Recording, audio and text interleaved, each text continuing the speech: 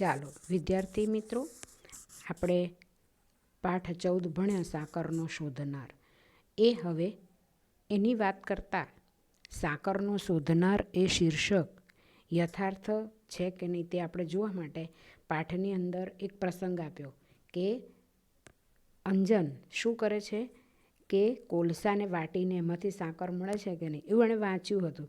એટલે તેનું પ્રેક્ટિકલ કરવા પ્રયોગ કરતો હતો અને એના પરથી આપણે બાળનું માનસ કેવું છે, બાળકનું મગજ કેવું છે એ દ્વારા આ શીર્ષકને સાર્થક કરે છે. એટલે આ પાઠની અંદર જે શીર્ષક મૂકવામાં આવ્યું છે કે સાકરનો શોધનાર, તો એવું કેમ?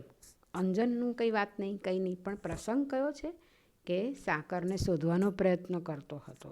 એટલે તે પ્રસંગને ધ્યાનમાં લઈને આ સાકરનો શોધનાર એ સાર્થક કર્યું છે. તો ચાલો બાળ મિત્રો, હવે આપણે અભ્યાસના પ્રશ્નો જોઈશું. એમાં પ્રશ્ન 1 છે વિકલ્પો. તેમાં પહેલું છે અંજન ઉપર નિખિલ રાય પોતાનો ગુસ્સો કેવી રીતે ઠાલવે છે? થપ્પડ મારીને. ખ. બીજું છે ભાસ્કરરાય એમની પેટીમાં શું લાવ્યા હતા? ગ. રમકડા. ત્રીજું અંજન સાકર શામાંથી શોધતો હતો? તો કોલસામાંથી. ગ. હવે પ્રશ્ન 2 છે કે નીચેના દરેક પ્રશ્નોનો એક એક વાક્યમાં ઉત્તર લખો. તો પહેલું વાક્ય છે કે પહેલો પ્રશ્ન છે કે અંજનથી સહીનો ખડિયો કેવી રીતે ઢોળાઈ ગયો? તો કેવી રીતે ઢોળાઈ ગયો? તો ટેબલ પર હાથ અડકતા અંજનથી લાલ સહીનો ખડિયો ઢોળાઈ ગયો. બીજું છે નિખિલ રાયને અંજન ટેબલના ખાનામાંથી કઈ કઈ વસ્તુઓ સોંપે છે? તો કઈ કઈ વસ્તુઓ સોંપે છે? પૈંડું, સળિયા, ભમરડો, ઝાડ, આ બધું કાઢીને નિખિલ રાયને સોંપે છે. ત્રીજો સવાલ છે અંજન માંદગી માટે કોને દોષિત ગણે છે? તો અંજન માંદગી માટે પોતાના નસીબનો દોષ ગણે છે. હવે ત્રીજું વાક્ય પાના નંબર 25 પર કે પ્રશ્ન 3 શું કહે છે કે નીચે આપેલા જે વાક્યો છે એ વાક્યો કયા પ્રસંગે કોણ કોને કહે છે? તો પહેલું વાક્ય છે પણ ભાઈ દવા પીધા વિના તે કંઈ ચાલે. તો આ વાક્ય પહેલાં તો કોણ બોલે છે?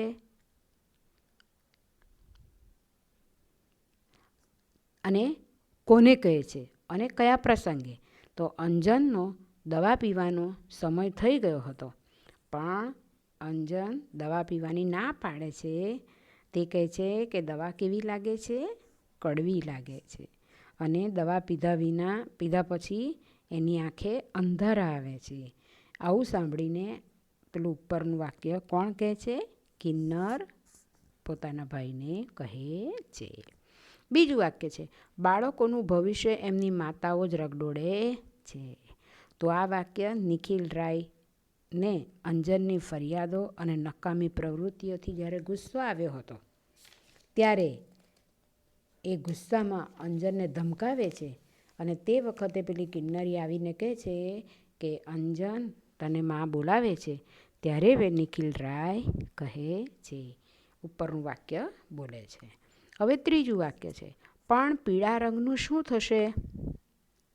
તો લાલ સહીમાં વાદળી રંગ મેળવવાથી કયો રંગ બને છે?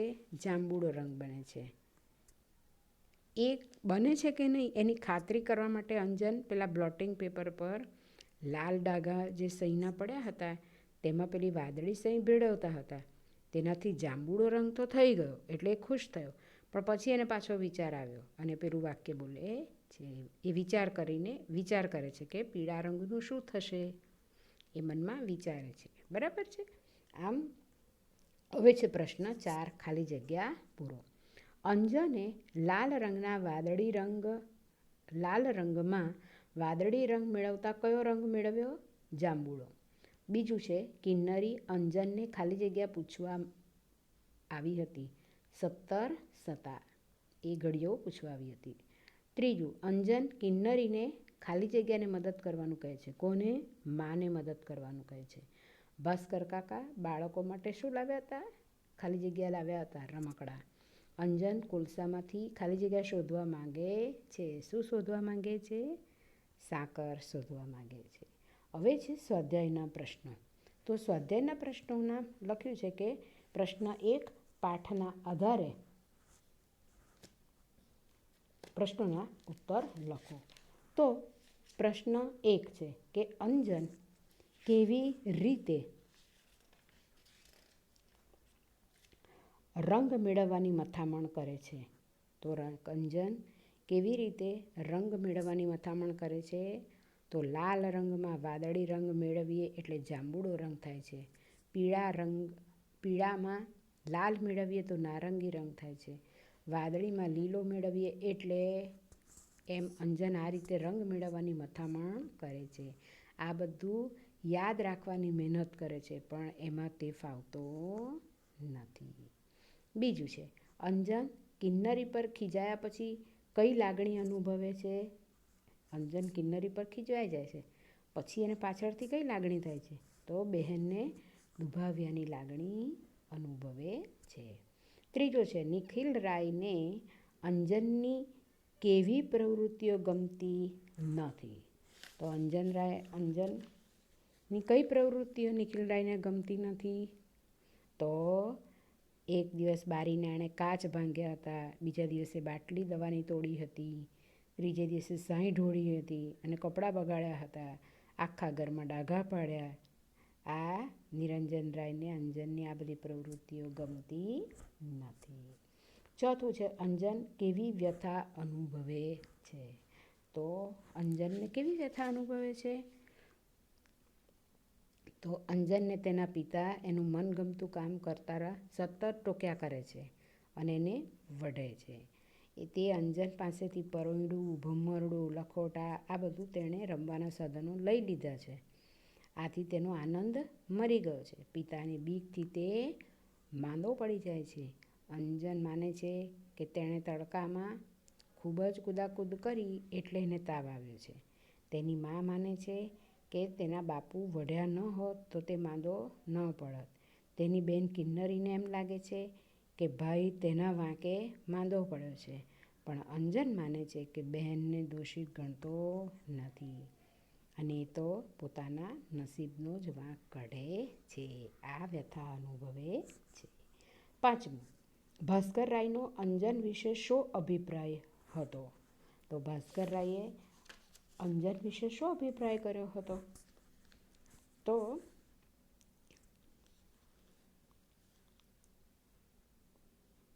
કે અંજન વિશે ભાસ્કર રાયનો અભિપ્રાય એ હતો કે અંજનમાં બુદ્ધિ પણ છે, શક્તિ પણ છે, એટલે તેને રૂંધી ન નખાય. તેને સાચા માર્ગે વળવા દેવી જોઈએ. જ્યાં એનું વ્યક્તિત્વ હણાય નહીં પણ વિકસે ત્યાં તેને જવા દેવો જોઈએ.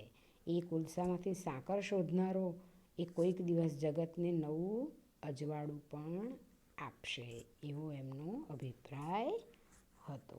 બરાબર છે બાળમિત્રો? હવે પ્રશ્ન 2 છે કે આપેલા શીર્ષકને ધ્યાનમાં રાખીને વાર્તા લેખન કરો. તો શીર્ષક આપણે કહીએ તો તે છે સંપ ત્યાં જંપ. એ વાક્યને આધારે આપણે એક આપેલી જ છે વાર્તા, તો તે પ્રમાણે તમે લખી શકો છો. બરાબર છે? સંપ ત્યાં જંપ એની એક વાર્તા લખવાની છે કે આપણે શીર્ષકને ધ્યાનમાં રાખીને વાર્તા લખીએ તો સંપ ત્યાં જંપ. તો એને માટે એક વાર્તા હતી ને કે હાથી તગડો અને પીપળાના પાન નીચે સૂઈ ગયો હતો અને એને સૂવા ગયો અને પેલી કીડીઓ શું કર્યું, એના ઉપર એટલું બેસ્યો હતો એની કીડીઓ બધી દટાઈ જતી હતી. બધાએ ના પાડી કે કીડીભાઈ મને તળાવમાં નાહવા ગયો અને માછલીઓ બધી આવી. બરાબર ને? અને માછલીઓએ શું કર્યું, એને પાણીમાં નહોતો હતો એટલે બધી ગભરાઈ ગઈ, નાની નાની માછલીઓ. એટલે એણે કહ્યું વેર લેવા મને આવું ના કરો. ત્યારે હાથીભાઈ એવું કહે છે કે અમે વેર લેવા આવ્યા છીએ અને ચટકા લાવ્યા છે. ને બધું માન્યું નહીં ને સૂંઢથી પાણી છોડીને બધી માછલીઓ તડફડવા લાગી. મંકોડા પાસે બેસ્યો તો મંકોડા પણ દબાઈ ગયા. ના પાડી છતાં પણ હાથી બેસી ગયો. પછી છેવટે એક વખત એ શું કર્યો, હાથી પેલા ઝાડ નીચે સૂતો હતો ત્યારે બધી કીડીઓ ભેગી થઈ અને 1, 2, 3 એમ કરીને એ બધા પેલા મંકોડાઓ ભેગા થઈને હાથીને કરડવા લાગ્યા. એટલે પછી હાથી તો ગભરાઈ ગયો અને પેલી માછલીઓ બધી શું કરવા લાગી, એને આમ તેમ એની પાછળ ફરવા લાગી.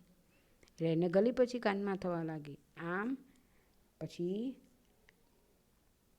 બધી માછલીઓ કહેવા લાગી ને મંકોડા કહેવા લાગ્યા કે અમે તો વેર લેવા આવ્યા છીએ, ચટકા લાવ્યા છીએ હાથીડાને. અને પછી છેવટે હાથીભાઈ શું કરે છે, મંકોડાની માફી માંગે છે, માછલીની માફી માંગે છે. બરાબર. એટલે સંપ હોય ત્યાં જંપ હોય. આપણે નાની વસ્તુ પણ જો ભેગી થઈ જાય તો સામનો કરી શકે છે મોટી વસ્તુનો. બરાબર. આ રીતે સંપ ત્યાં જંપની વાર્તા તમે લખી શકો છો. ત્રીજું છે તમે વાંચેલા પુસ્તકો પૈકી તેમાંનું કયું પુસ્તક તમને ગમ્યું અને શા માટે ગમ્યું તે તમારે લખવાનું છે. બરાબર છે. તો એ પણ તમારે જાતે લખી દેવાનું છે. અને અહીંયા આપણું લેસન પૂરું થાય છે. ભાગ 3માં આપણે ભાષા સજ્જતા જોઈશું. આમ તો ભાષા સજ્જતામાં કંઈ એટલું બધું ખાસ છે નથી. એની અંદર તો ખાલી જોડણીની વાત કરવામાં આવેલી છે. તો આ ભાગમાં જ હું તમને જોઈએ તો કરી દઉં કે શુદ્ધ ભાષા એટલે લેખનમાં જોડણીનું મહત્ત્વ ઘણું બધું છે. એટલે તમે આપણે કહીએ ને કે રસવઈ દીર્ઘઈ સંભાળવું, મેં આગળ જ તમને કીધું સંભાળવું, સાંભળવું અને સાંભળવું, આ 3 વસ્તુથી આખો અર્થ બદલાઈ જાય છે. રસવઈ દીર્ઘઈ તમે જુઓ તો તેમાં પણ જરાક બી તમે આમ તેમ કરવા જાઓ, ખોટું લખાઈ જાય તો તેનો અર્થ બદલાઈ જાય છે. જુઓ ચોપડીમાં તમે ધ્યાન આપો, હું ભાષા સજ્જતા સમજાવી દઉં છું કે લેખનમાં જોડણીનું ઘણું મહત્ત્વ છે. જોડણીની ભૂલોને કારણે અર્થ બદલાઈ જાય છે, તેમજ સાચા અર્થમાં આપણે વ્યક્ત થઈ શકતા નથી. દાખલા તરીકે દિન એટલે દિવસ, જોયું? તમને રસવઈ હોય દિન એટલે દિવસ થાય અને દીર્ઘઈ દિન હોય તો ગરીબ થાય છે. આ ઉપરાંત આ એકમમાં આવતા શબ્દોની જોડણી પણ તમે ધ્યાનથી કિલકિલાટ, સુરેન્દ્રનાથ, ખુશમિજાજ, ઢીલો ઢસ, પ્રયત્ન, આ બધા શબ્દો પણ ધ્યાન દોરવા જેવા છે. જોડણીને કારણે અર્થ જો બદલાઈ જતા હોય તો તેવા શબ્દો જો આપેલા છે કે પાણી એટલે જળ અને આ પાણી લખીએ તો હાથ, સારું એટલે ને માટે અને સારું એટલે સુંદર. મેં તારા સારું આવું કહ્યું એટલે તારા માટે કહ્યું એમ કહેવાય. અને મેં આ સારું લાગે છે એટલે સુંદર લાગે છે. ચીર એટલે વસ્ત્ર અને ચીર એટલે લાંબુ. આપણે ચિરંજીવ એટલે લાંબુ જીવવા આયુષ્યવાળા અને ચીર એટલે વસ્ત્ર. સીતાના ચીર હર્યા એટલે વસ્ત્ર. ત્યારે તમે પેલું ચીર લખાય, સમજી ગયા? એટલે તમે ચોપડીમાં ધ્યાન આપો છો એટલે તમને ખ્યાલ આવશે જ. વિરામચિહ્નોના ઉપયોગ દ્વારા અર્થ બદલાતા હોય તેવા વાક્યો પણ તમે જુઓ. એટલે આ વિરામચિહ્નો પણ બહુ મહત્ત્વનું કામ કરી જાય છે. દાખલા તરીકે અહીં ગંદકી કરવી નહીં, કરનાર સજાપાત્ર થશે. હવે અહીં ગંદકી કરવી નહીં પછી કોમા છે, જોયું? વિરામચિહ્ન છે એટલે આપણે શું કહેવાય, કોમા છે. બરાબર છે. હવે અહીંયા જુઓ, અહીં ગંદકી કરવી પછી કોમા છે, નહીં કરનાર સજાપાત્ર થશે, જોયું? એટલે આખું વિરામચિહ્ન ખાલી બદલાઈ જાય છે, જગ્યા બદલાઈ ગઈ એની, તેમાં અર્થ બદલાઈ ગયો. પહેલા અર્થમાં શું છે કે અહીં ગંદકી કરવી નહીં, કરનાર સજાપાત્ર થશે, એટલે જો જે કરશે તો તેને સજા થશે.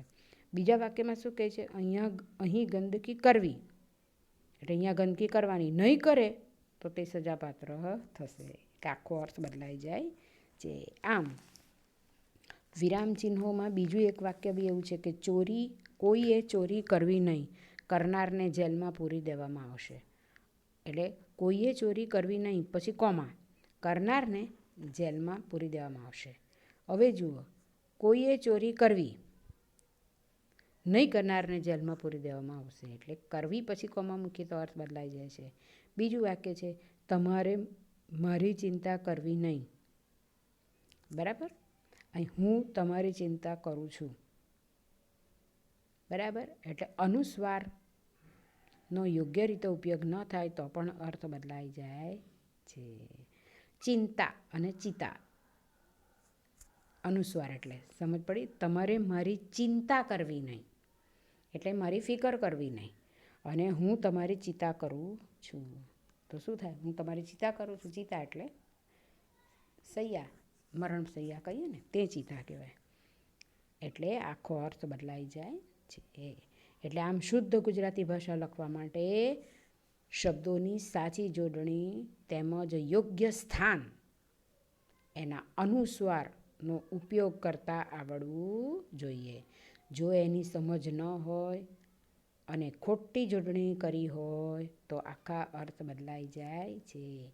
પછી હસ્વઈની જગ્યાએ દીર્ઘઈ લખાઈ જાય તો પણ અર્થ બદલાઈ જાય.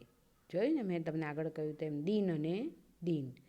દિન એટલે દિવસ અને દિન એટલે ગરીબ. પાણી જળ અને પાણી હાથ. ચીર લાંબુ, ચીર વસ્ત્ર. સમજ્યા? એટલે આ રીતે આપણી ભાષા સજ્જતા પણ અહીંયા પૂરી થાય છે. એટલે આ પાઠ આપણો પૂરો થાય છે. આ લેસન આપણું પૂરું થાય છે. તમને સમજ પડી જશે. તમારે લાઈક અને સબસ્ક્રાઈબ કરતા રહેવું. અને ગુડ બાય.